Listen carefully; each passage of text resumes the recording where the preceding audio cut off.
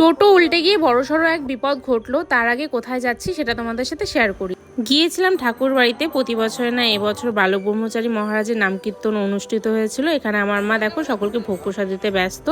ভোগের মেনুতে প্রথমে ছিল গরম গরম সাদা ভাত, ছিল ডাল, পাঁপড় ভাজা, পনিরের তরকারি, ছিল লাবড়া সবজি, আর ছিল চাটনি আর পায়েস।